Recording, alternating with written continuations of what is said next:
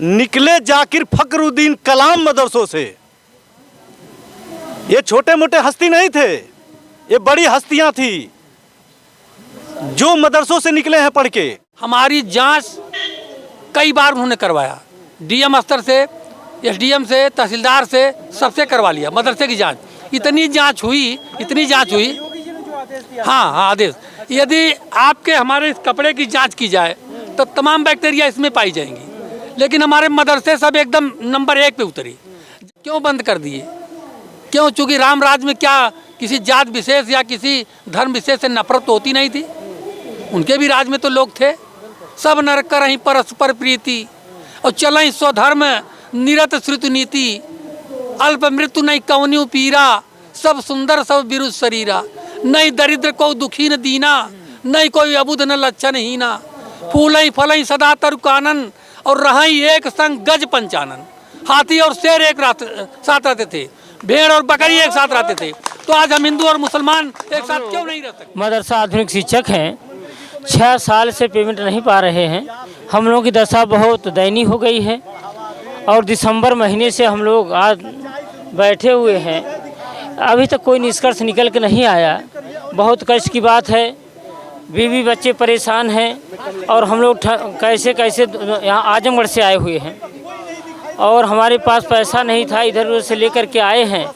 600-700 रुपये खर्चा हो जाता है आने में और नहीं समझ में आ रहा है। सब जांच होने के बाद भी कोई सरकार हमारी नहीं सुन रही है, पेमेंट नहीं दे रहे हैं। किसका क्या कारण है आज तक हम लोग कोई जानकारी नहीं हो पाई और सब जांच हुआ है, कोई जांच नहीं जो अधिकारी वहां गए ना हो।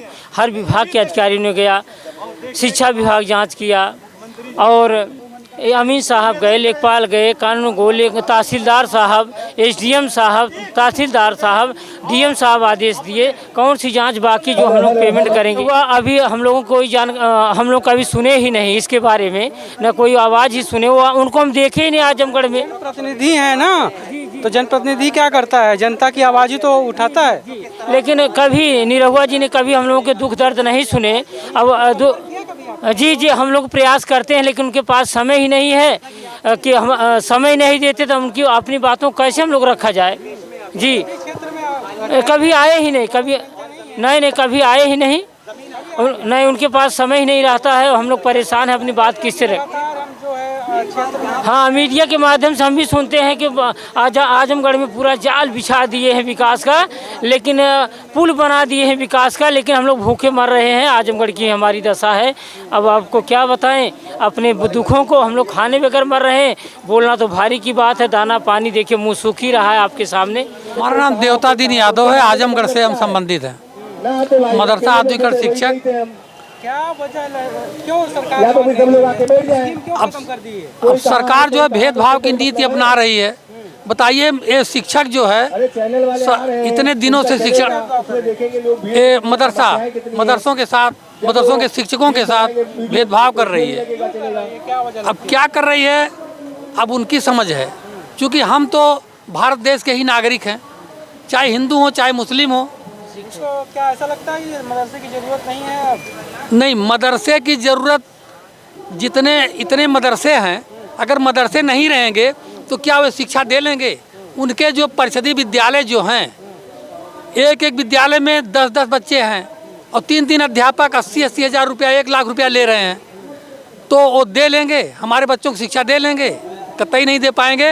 हाँ, हमें कहते हैं अगर उनको विश्वास है, कुछ हम पर शक है, तो इस शक का उन्होंने अपना इलाज कर लिया। हमारी जांच कई बार उन्होंने करवाया, डीएम स्तर से, एसडीएम से, तहसीलदार से, सबसे करवा लिया मदरसे की जांच। इतनी जांच हुई हाँ आदेश। यदि आपके हमारे इस कपड़े की जांच की जाए तो तमाम बैक्टीरिया इसमें पाई जाएंगी, लेकिन हमारे मदरसे सब एकदम नंबर 1 पे उतरी। आपने जांच करवा लिया, हमारे क्या खोज रहे थे? जांच में कमी खोज रहे थे, कोई कमी नहीं निकली। किस तरह कमी? कोई कमी उनको मिल जाए कि हमको वेतन न देना पड़े, बंद कर देना पड़े। जब कोई कमी नहीं पाए और सारी उनकी जांच रिपोर्ट बता रही है कि हमारे अंदर कोई कमी नहीं है, तो अब तो उनको हमारा भुगतान कर देना चाहिए। तो आज इसीलिए हम यहाँ पर एकजुट होकर आए हैं। क्यों बंद कर दिए जब उनको कोई कमी नहीं मिली? अब ये तो उनकी सोच है, यही तो हम आप लोगों के माध्यम से जानना चाहते हैं। आप लोगों से पूछें कि क्या बात है, क्या कमी है, क्यों बंद कर दिए, क्यों? चूँकि राम राज में क्या किसी जात विशेष या किसी धर्म विशेष से नफरत तो होती नहीं थी। उनके भी राज में तो लोग थे। सब नर करहीं परस्पर प्रीति और चलहीं स्वधर्म निरत श्रुति नीति। अल्प मृत्यु नहीं कवन्यु पीरा सब सुंदर सब बिरु शरीरा। नहीं दरिद्र को दुखी न दीना नहीं कोई अबुध न लक्षण हीना। फूलई फलई सदा तरुकानन और रहाई एक संग गज पंचानन। हाथी और शेर एक साथ रहते थे, भेड़ और बकरी एक साथ रहते थे। तो आज हम हिंदू और मुसलमान एक साथ क्यों नहीं रह सकते? ये बात तो माननीय योगी जी से पूछनी चाहिए। आप ही तो रामराज के मसीहा हैं, क्यों ऐसा कर रहे हैं? भेदभाव क्या धार्मिक वजह से ऐसा सरकार कर रही है? मैंने कहा दिया कि सब नर करहीं परस्पर प्रीति।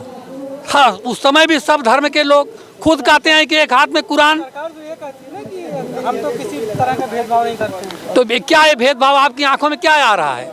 आप खुद सोचते हैं भेदभाव नहीं तो यहाँ लोग क्यों बैठे हुए हैं?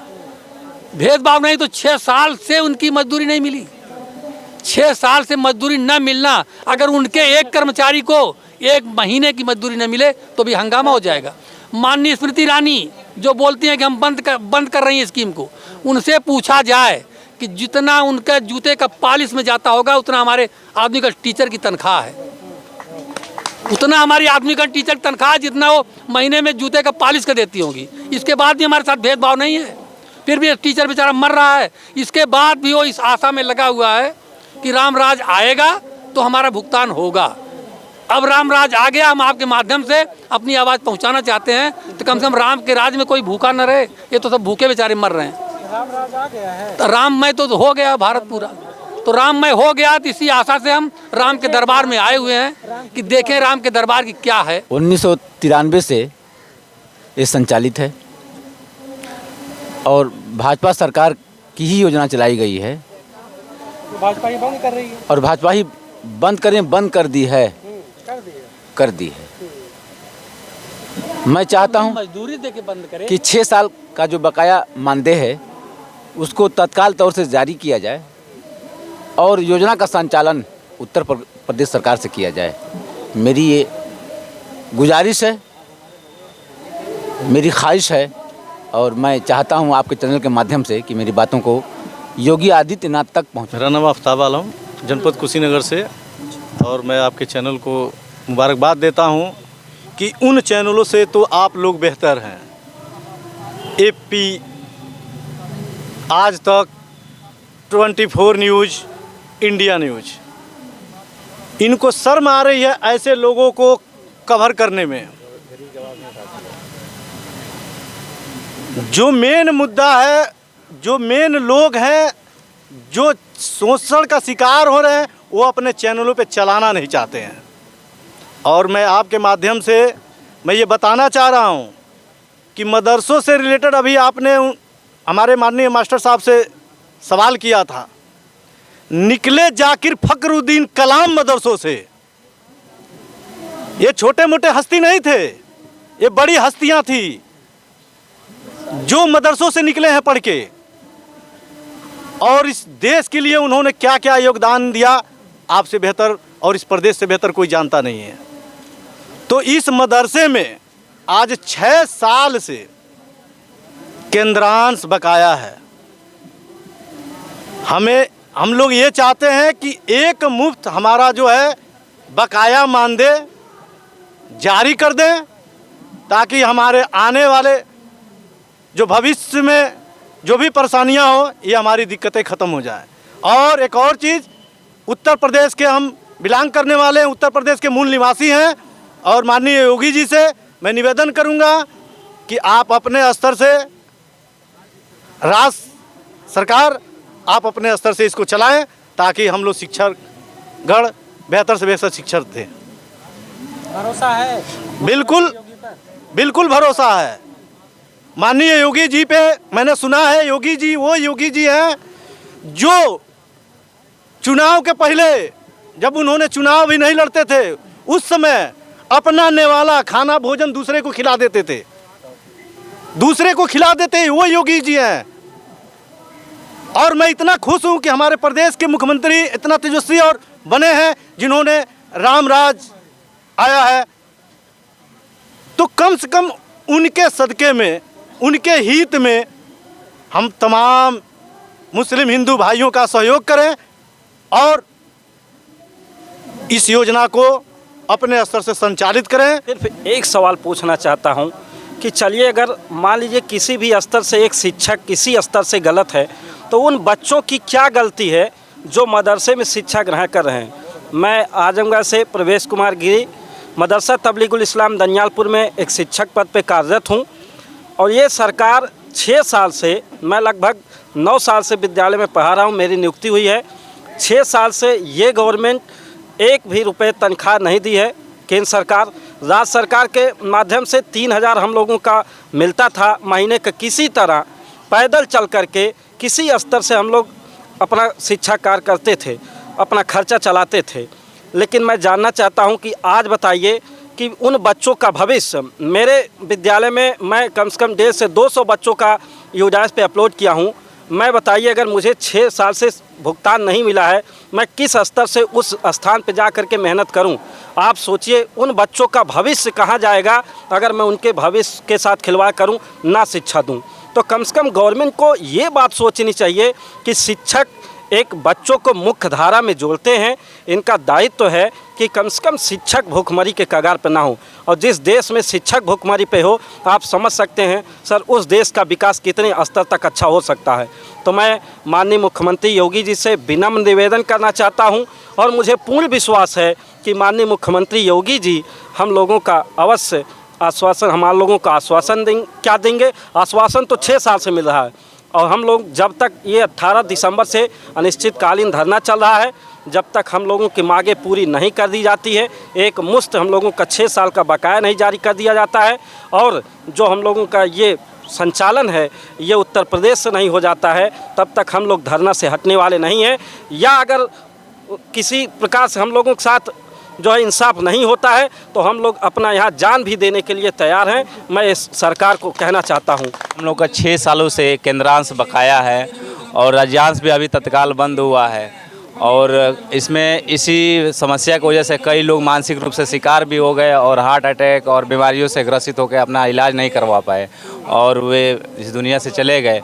और हम लोग ये 2018 से ये जब ये सरकार, पहले MHRD में ये स्कीम थी SPQEM, अब वो ट्रांसफर के अल्पसंख्यक मंत्रालय में आई, तब से ये बकाया हम लोग का और लगातार बढ़ता गया और इस पर केंद्र सरकार ने ध्यान नहीं दिया और राज्य सरकार ने 3000 रुपया जो दे रही थी वो तो मिल रहा था, लेकिन वो भी अब बंद हो गया। और 2022 में ये स्कीम जी 100% पहले मिलता था, उसके बाद 2018 में 60-40 का रेशियो हो गया। सूचना नहीं दिया गया, न कारण बताया गया, बिना कारण बताए ही इस तरह की समस्याओं में उलझा दिया गया और हम लोग भूखमरी के कगार पे आ गए हैं। और हम लोग लगातार दिल्ली पर भी धरना दिए हैं और यहाँ पर भी धरना दिए हैं। सूचना से अवगत भी कराया गया है। कई बार माननीय मुख्यमंत्री जी ने भी लेटर लिखा था अल्पसंख्यक मंत्रालय को हम लोग के भुगतान के लिए, लेकिन उस पर भी कोई कार्रवाई नहीं हुई है। क्या नाम है मैडम आपका? अजरा।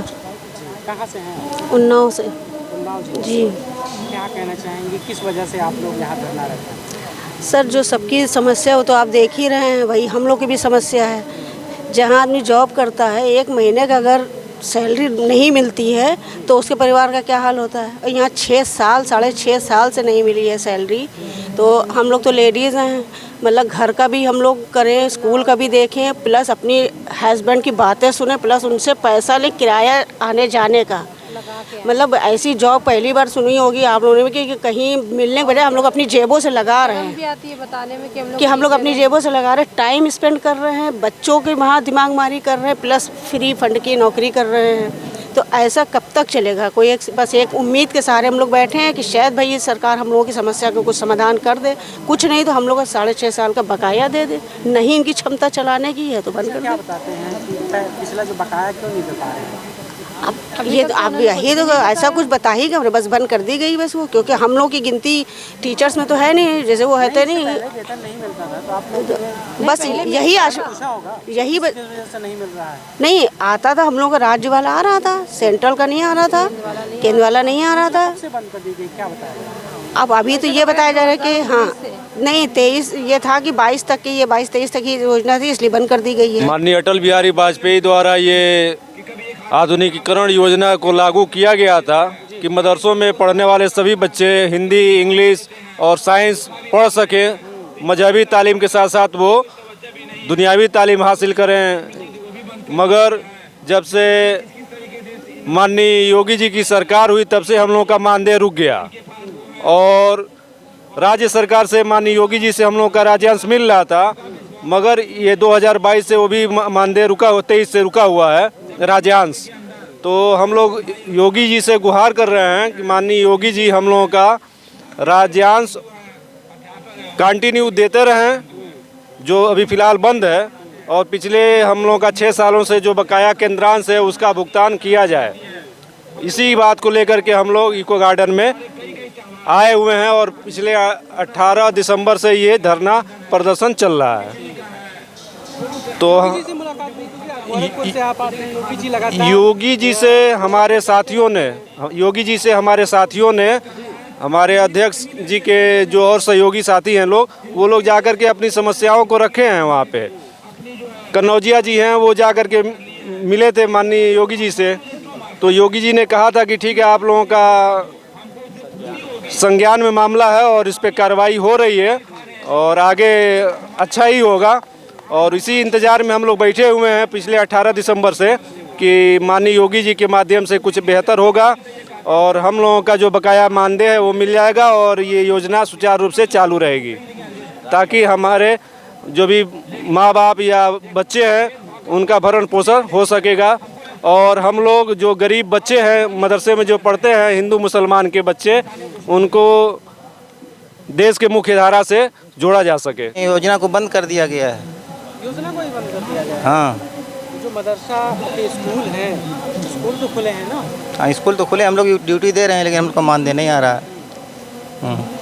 और हम लगभग 7 साल से इस योजना में कार्यरत हैं और ये योजना केंद्र सरकार और राज्य सरकार के संयुक्त ऊपर में चल रहा था, लेकिन अभी कुछ फ़िलहाल हाल फिलहाल कुछ दिनों में पता चल रहा है कि वहाँ से लेटर जारी हो रहा है सेंट्रल से कि इस योजना को बंद कर दिया गया है।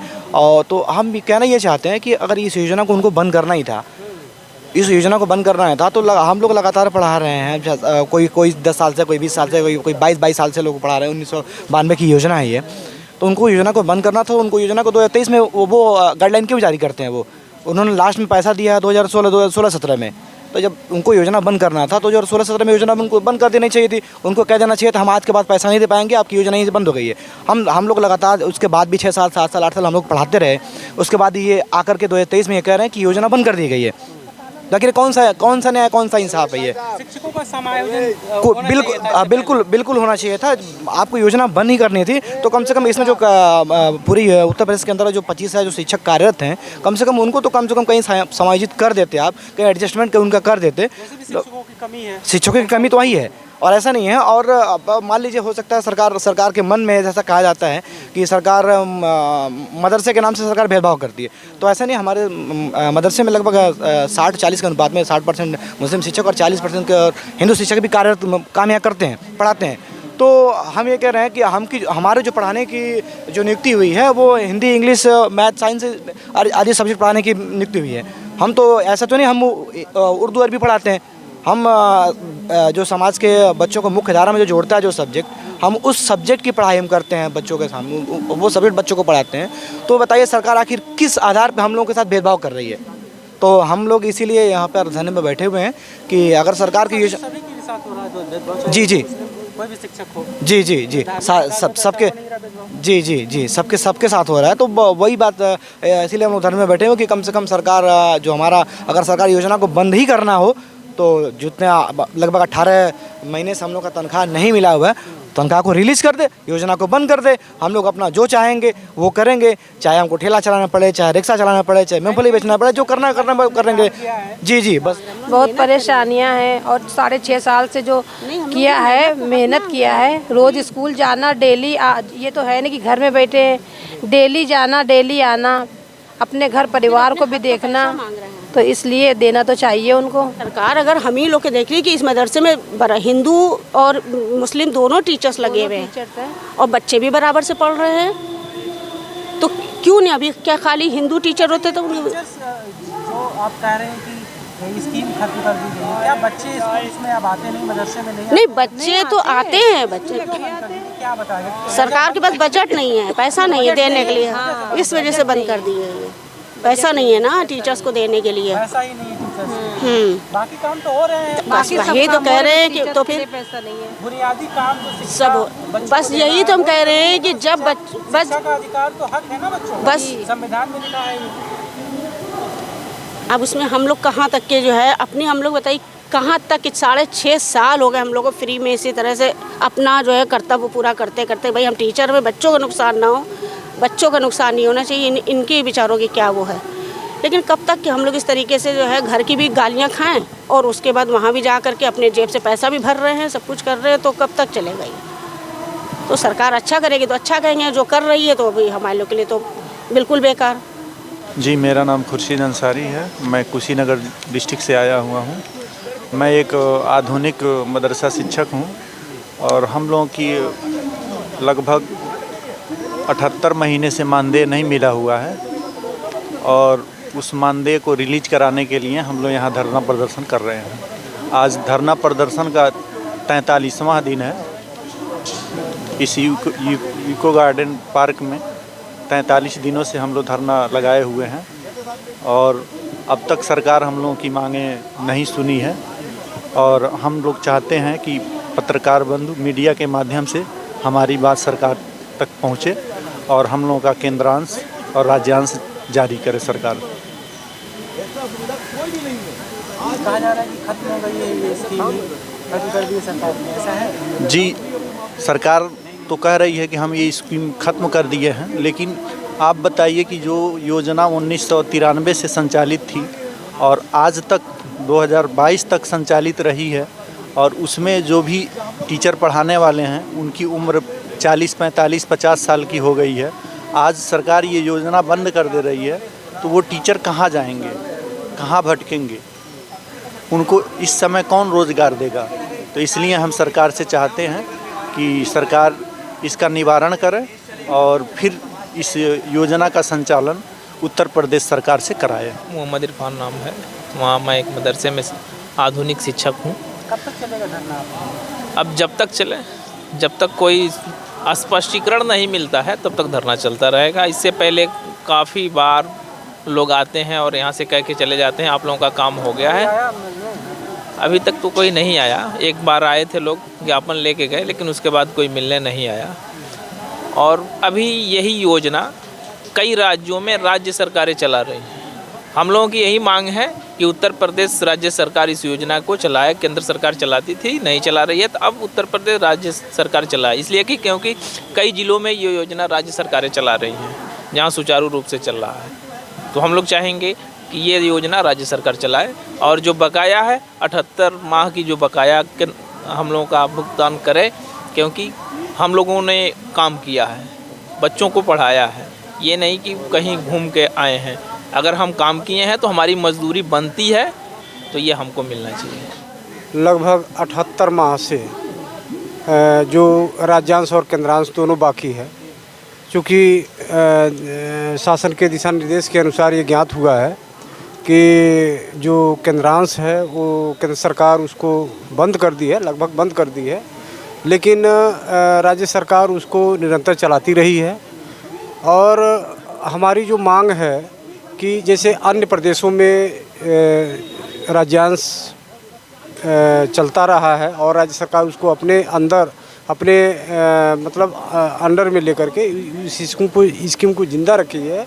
मैं ये चाहता हूँ कि राज्य सरकार उसको संचालित करे और हम लोग का जो बकाया मानदेय है वो बकाया मानदेय दे और राज्य सरकार अपने स्तर से उसको संचालित करे। हम लोग को 6.5 साल हो गया, तनख्वाह नहीं मिला हम लोग और बिना तनख्वाह को स्कूल जाते हैं। बच्चे ये पूछते हैं कि अब्बा आप लोग मेहनत करते हैं, हम लोगों के लिए कुछ कर नहीं रहे। हम लोग आधुनिकरण अध्यापक हैं, मदरसे में पढ़ाते हैं, साइंस, विज्ञान और गणित और हिंदी वगैरह लोग पढ़ाते हैं हम लोग। क्या सरकार क्या कहती है, क्यों वेतन आप लोगों को क्यों नहीं मिलता? जैसे राज्य सरकार से हम लोग को 3000 था, वो मिलता रहा। अब 6 महीने से अभी वो भी नहीं मिला है और 6.5 मास से 6.5 वर्ष से और केंद्र सरकार से पैसा हम लोग को नहीं मिला है। यही परेशानी है हम लोगों का।